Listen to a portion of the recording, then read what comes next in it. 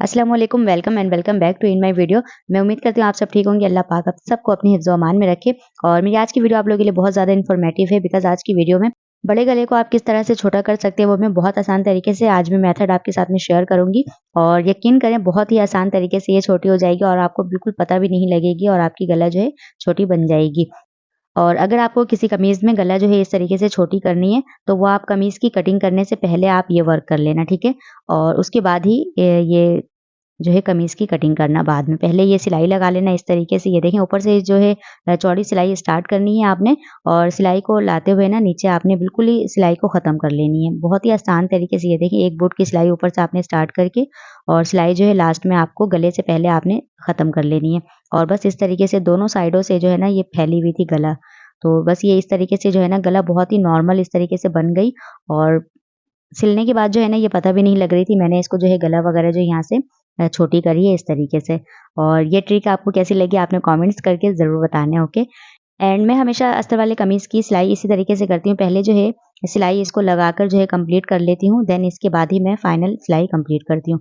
तो मैंने यहाँ पे क्या किया गले को पहले छोटा कर ली और उसके बाद यहाँ से सिलाई स्टार्ट करके और फिर शोल्डर और फिर पूरी कमीज़ की जितनी लंबाई है वो मैं सिलाई लगाकर कंप्लीट कर ली, ठीक है। अब इसके बाद आपने क्या करना है, अब आपने कमीज़ पूरी जो है ना कमीज़ को बिल्कुल अच्छी तरह से बिछा कर रखना है, ठीक है। सबसे पहले अभी जो है ना आपने सिर्फ एक साइड की सिलाई लगाने के बाद आपने कमीज़ को बिल्कुल अच्छी तरह से सेट करके रख लेना है। देन इसके बाद एक साइड की सिलाई लगाने से पहले आपने जो भी अगर कमीज़ वाले पैनल की या फिर अस्तर वाले पैनल की जो भी एक्स्ट्रा पीस आपकी निकल रही है वो आपने लाज़मी इस तरह से कटिंग कर लेनी है। जिस तरह से मैं कर रही हूँ इसी तरीके से आपने कटिंग कर लेनी है। और इससे क्या होता है कि कमीज़ की जो है ना अस्तर वाले कमीज़ की इतनी ज़बरदस्त सी फिनिशिंग आती है और बिल्कुल भी कपड़े में जो है ना बल टाइप नहीं होती। क्योंकि जब कमीज़ की कटिंग की जाती है उस टाइम अस्तर वाले फैब्रिक और कमीज़ वाले पैनल की फैब्रिक जो है दोनों फ़ोल्ड करके की जाती है। उससे क्या होता है कि उसी टाइम जो है ना ये वाली एक्स्ट्रा पीस जो है वो रह जाती है। तो इस तरह से जो है ये वाली पूरी इस लाइन की जो है कटिंग आपने बिल्कुल लाज़मी करनी होती है। इसकी वजह से जो है ना आपकी अस्तर वाले कमीज़ की जो है फिनिशिंग बहुत ज़बरदस्त आती है। तो ये कटिंग आप बिल्कुल हमेशा लाज़मी किया करें इस तरीके से।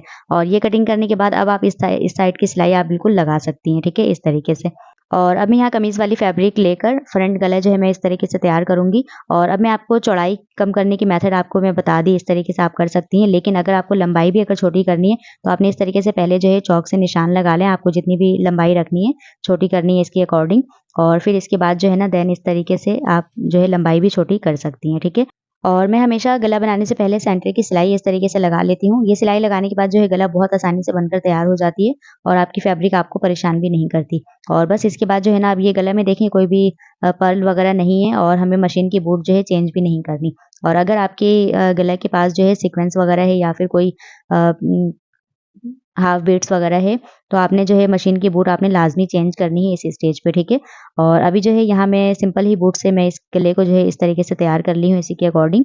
और बस इस तरीके से जो है गला हमारी बनकर इस तरीके से रेडी हो जाती है बहुत आसान तरीके से। और सिलाई कोई भी मुश्किल नहीं है, आपने कोशिश भी करनी होती है। और इस तरीके से जो है छोटे-छोटे से अब मैं इसमें कट्स लगाकर और इसको जो है बाद में मैं इसे तुरपाई कर लूँगी गले को।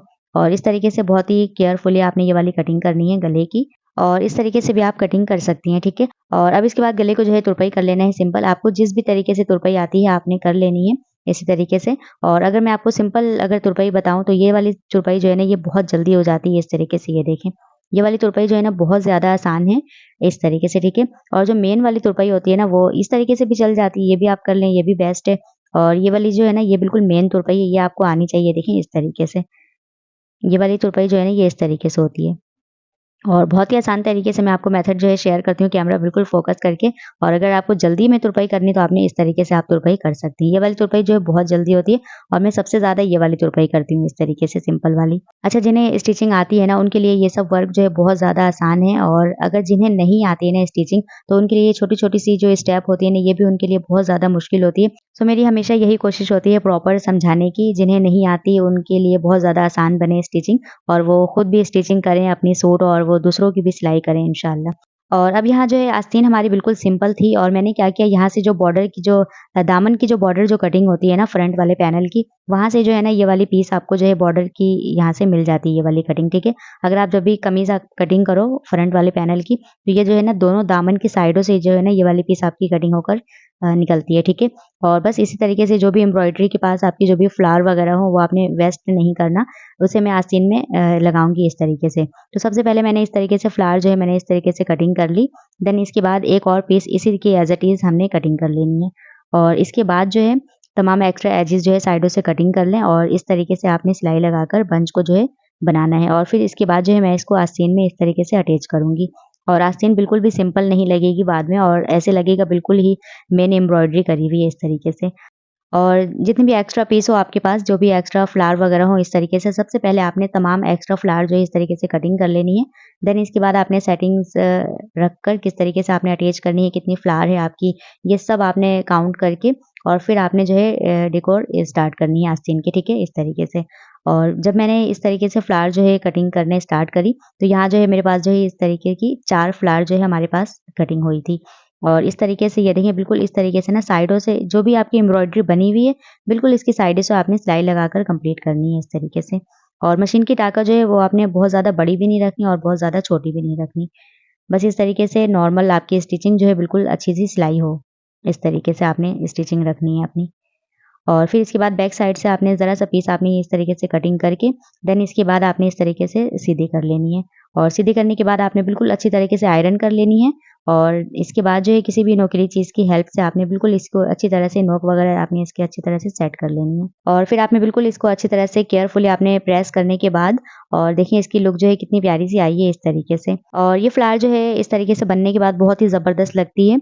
और अब जो है ना यहाँ एक फ्लावर जो है मेरे पास अनकम्प्लीट थी इस तरीके से ना, और फिर मैंने इसको क्या किया, दोनों फ्लावर की सेंटर को इस तरीके से मैच करके और मैंने इसको जो एक फ्लावर जो है इसकी तैयार कर ली इस तरीके से। ये देखिए बिल्कुल दोनों के सेंटर से आपने बिल्कुल मैच करके रखना है इसको। एंड आफ्टर देन बिल्कुल इसके सेंटर से आपने सिलाई इसकी कंप्लीट करनी है इस तरीके से। ये देखें बिल्कुल इसके सेंटर से आपने सिलाई स्टार्ट करके और सेंटर की को बिल्कुल मैच करके आपने इस वाली सिलाई को कंप्लीट कर लेनी है। एंड जो भी एक्स्ट्रा एजेस वगैरह हो आपने इस तरीके से कटिंग कर लेनी है। और जिस तरीके से वो वाली फ्लावर हमने कंप्लीट करी, इसको भी इसी तरीके से तैयार कर लेनी है। और फिर इसके बाद आपने इसको जो है लगाने के लिए ये जो इसकी जो लंबाई होती है ना बंच की, वो आपने ऊपर साइड रखनी है, ठीक है। और इस तरीके से 4 ये बंच हमारी कंप्लीट हुई इस तरीके से। और दोनों आस्तीनों में 2-2 बंच में इस तरीके से लगाऊंगी, या फिर चाहें तो आप ऊपर भी इसको लगा सकती हैं अपने अपने अकॉर्डिंग, आपको जो भी अच्छी लगे। अच्छा, डोरी जो है ना वो हर कोई लगा लेती हैं, बट इसकी जो है ना एक यूनिक टिप्स है समझने वाली, वो हर किसी को नहीं मालूम होती, बट मैं आपके साथ ज़रूर शेयर करूँगी क्योंकि आप लोग मेरे व्यूअर्स हो और मैं चाहती हूँ मैं आपको हर एक वो टिप्स बताऊँ जो मैं शेयर जो मुझे आती है, ठीक है। तो इसकी यहाँ देखिए डोरी में जो है ना सीधे उल्टे की पहचान होनी चाहिए, ठीक है। अब इस तरीके से डोरी की जो ये जो उल्टे वाली जो साइड है ना वो आपने फैब्रिक के अंदर रखकर इस तरीके से आपने अटैच करनी है। अब ये वाली जो है डोरी की ये जो है उल्टे साइड है, ठीक है। और ये वाली जो साइड है ये डोरी की सीधी साइड है। तो आपने बिल्कुल केयरफुली आपने इसको अटैच करनी है। उल्टे साइड जो है वो आपने फैब्रिक के अंदर फोल्ड करके रखनी है। इसकी अगर इस तरह से रखेंगे तो आपकी डोरी जो है गलत हो जाएगी। आपने इस तरीके से रखनी है, ये देखें। अब ये उल्टे साइड है ना डोरी की, ये सीधी साइड है, ये उल्टे साइड है। अब आपने उल्टे साइड को फैब्रिक के नीचे रखकर आपने इस तरीके से अटैच करनी है, ठीक है। फिर जब आप डोरी को जो इस तरीके से जब आप टर्न करोगी तो आपकी जो है फिनिशिंग वाली साइड जो है सही रहेगी। तो आपने हमेशा डोरी जो है इसी तरीके से अटैच करनी है, बहुत ही फिनिशिंग से अटैच होती है, देखें इस तरीके से। और डोरी की ये जो कच्चा जो है ना वो बिल्कुल इस फैब्रिक के अंदर है। और इसी तरीके से आपने फिनिशिंग से ही वर्क करनी है हमेशा। और ये सब छोटी-छोटी सी टिप्स एंड ट्रिक्स हैं जिनसे स्टिचिंग जो है बहुत ज़्यादा बेस्ट बन सकती है, यकीन करें। और इस तरीके से अब ये बंच में लगाऊँगी, इसके लिए सबसे पहले आपने आयरन वगैरह ना करें, इसकी नीड नहीं है। बस मैं चॉक से इस तरीके से ना सेंटर की क्रीज़ लगाकर और इसके बाद जो है मैंने इस बंच को जो है अटैच कर लेनी है इस तरीके से। और जब भी आप इस तरह की कोई भी बंच लगाओ तो आलपिन की हेल्प से आपने इसको अटैच करनी है, इस तरीके से बहुत आसानी से लग जाती है। और जब भी फैब्रिक वगैरह में आप बंच अटैच करो, बंच की जो लंबाई होती है वो आपने ऊपर साइड रखनी होती है इस तरीके से। और बस इस तरीके से जो है आपने बंच बहुत ही केयरफुली आपने अटैच कर लेनी है इस तरीके से। बिल्कुल आपकी जो सिलाई है बिल्कुल बंच की साइडों से सिलाई लगानी है। इस स्टेज पे अगर आप बंच की एक्स्ट्रा पीस अगर साइडों से आप हटकर अगर इसे अटैच करोगी तो ये लगेगी बिल्कुल अलग से लगी है। बिल्कुल आपने इस तरीके से नहीं अटैच करनी है, आपने बिल्कुल बंच की जो साइड है ना बिल्कुल साइड वहाँ से आपने सिलाई जो है कंप्लीट करनी है इस तरीके से। फिर ये लगेगी बिल्कुल जो है फैब्रिक के साथ ही बनी हुई है। आपने बिल्कुल केयरफुली आपने ये सिलाई जो है कंप्लीट करनी है और बिल्कुल आराम से स्टिचिंग करें, कोई भी जल्दबाजी ना करें स्टिचिंग में कभी भी। और जितनी आप आराम से स्टिचिंग करेंगे इतनी ज़्यादा जो है स्टिचिंग जो है प्यारी सी बनेगी। एंड मेरी आज की वीडियो आपको कैसे लगी कमेंट्स करके ज़रूर बताइएगा। और अगर आप मेरे चैनल पर नई हो तो आपने सब्सक्राइब किए बिना आपने बिल्कुल भी नहीं जाना। अपना बहुत सारा ख्याल रखें। अल्लाह हाफ़िज़।